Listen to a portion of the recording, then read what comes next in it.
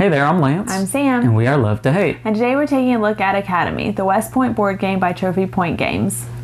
Academy is a game that's going to be coming to Kickstarter here in the near future, so make sure to check out the Kickstarter campaign link down below in the description of this video after you watch it.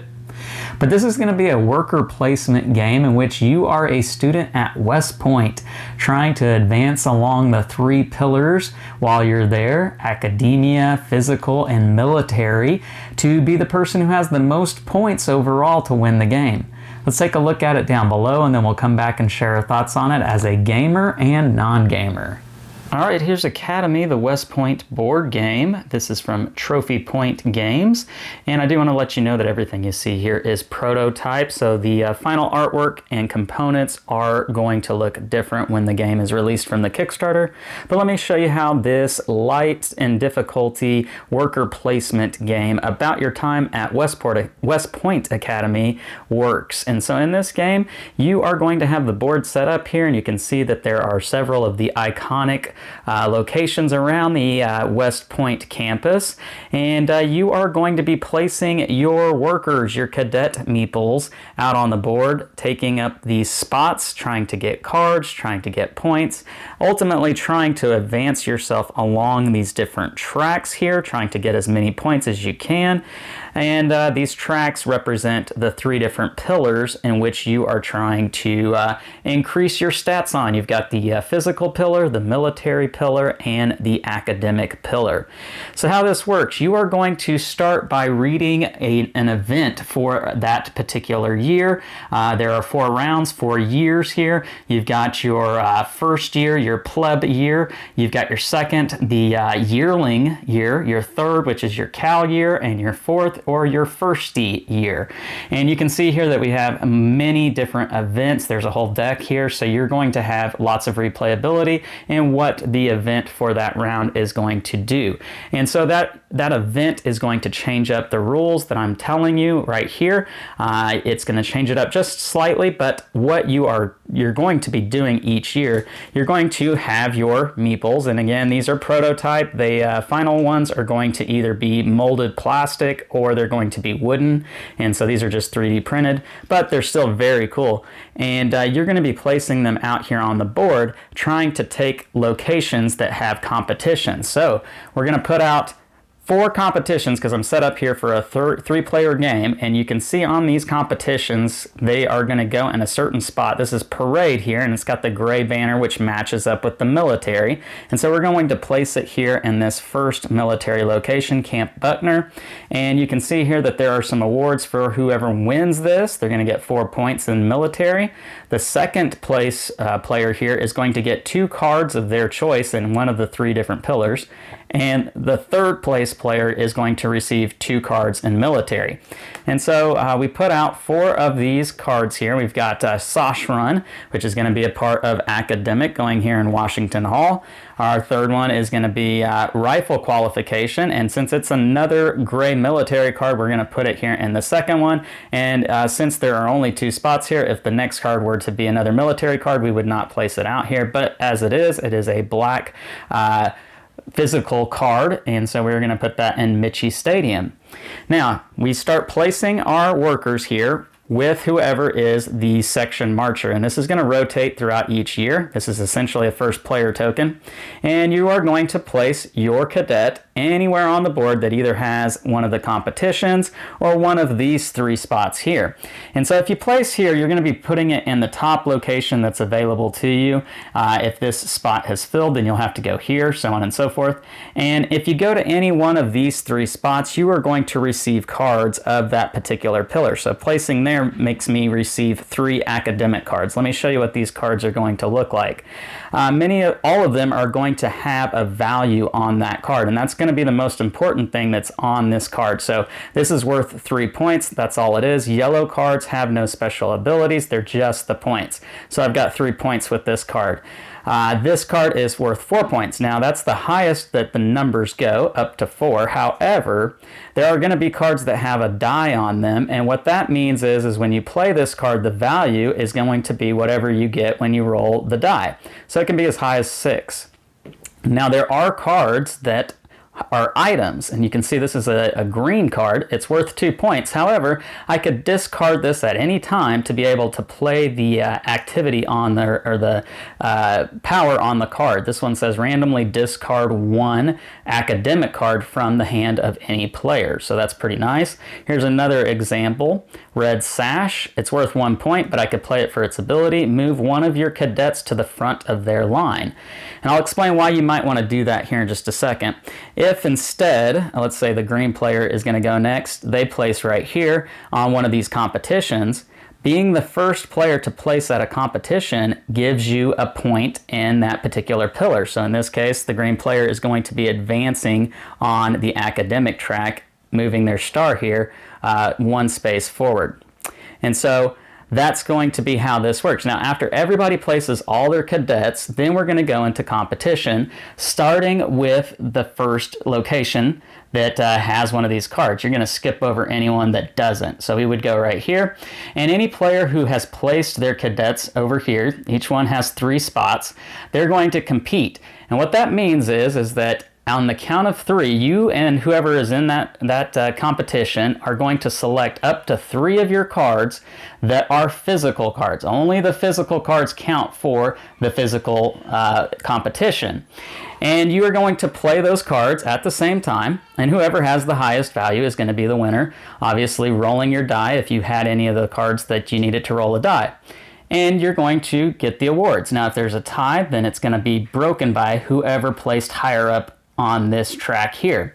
Getting your rewards, again, victory points, or getting to move your meeple around. That's what this symbol here means. If you finish second, you get to move your cadet to one of the spots available here on the academic track. Not only that, but you also get an academic card. So that's how these cards work. There's a glossary of how the cards play in the back of the rule book here.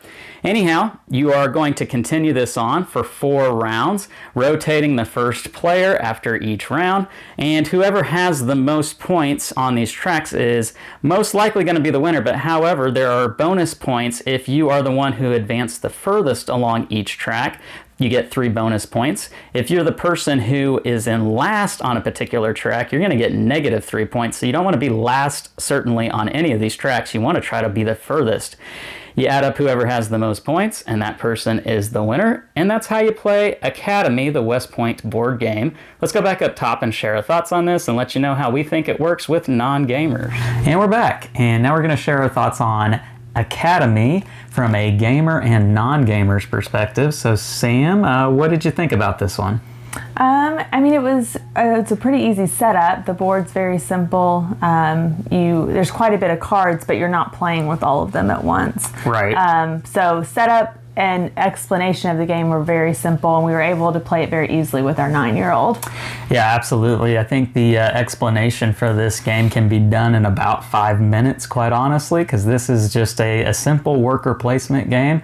There's not a whole lot of locations, and the locations aren't so vastly different that you feel like you have to really explain each exact one. You can kind of generally say, this is what these locations do, and you're just getting different benefits by choosing which one you go to. So yeah, it's pretty easy to explain this game. Sam, did you feel like this was one that you could really kind of get quick into and figure out what you were trying to accomplish? Yeah, it's a pretty easy game to understand and to get into. I think that as you play, each time you play it, it gets a little bit more intuitive. I think the first time, you're still learning the game, but then after that, it's a game that you're going to remember and do well on the next couple times. Okay, and I think that would lend itself well to playing with casual and non-gamers, right? Yeah, for sure. Yeah. This is just one that you are simply trying to progress along those tracks, but in order to do so, you need to have really good cards or lots of cards, because the more cards you have, the more likely you are going to win those competitions. And plus, there's the different actions that you can play on those cards, which for me, that was one of the highlights of this game, is choosing whether or not to use those actions on the cards or holding on to them, because you're more than likely gonna need really good cards if you want to come out on top in those competitions, especially if there's 3 people involved in those competitions. And so choosing whether you want to spend those cards for the actions or holding on to them so that you can play them for their value in the competition is a really, in my opinion, a really meaty choice, and that was where this game really shined. So not a whole lot of complexity with this game. This is a lighter worker placement game, and Sam, worker placement historically for us has not been a mechanic that has worked too well. But I get the feeling that this one might be something that you would say this is a perfect entry into worker placement for casual or non-gamers. Would you agree with that? I think every worker placement game, there's such a vast difference between each one, and I think that this one plays really simply. It is a good beginner starting off, how do we do this type of mechanic, but I definitely think this is a good one to start with. Yeah, I would agree with that. So if you're somebody out there that's really into board games and you're looking for something to kind of get that gateway entry into worker placement, then this is a perfect game for that. If you're somebody who's not really into board games at all, maybe you're military, maybe you're familiar with West Point, or you have family that is, this is going to be a game that is not going to be overwhelming. This is not going to be a game that you are going to open it up and feel like, oh my goodness, I don't know how to get into this or how to read the rules or just set it up or any of that. It's all going to be very smooth and easy entry into this. You're going to understand it in less than 10 minutes. Explain it in less than 5 minutes probably, and it's a really enjoyable experience. The game is about I would say 40 to 60 minutes long, depending upon how many players you have. I wouldn't say that long. Yeah, it was pretty quick actually. The box says 60 minutes, but I mean 30.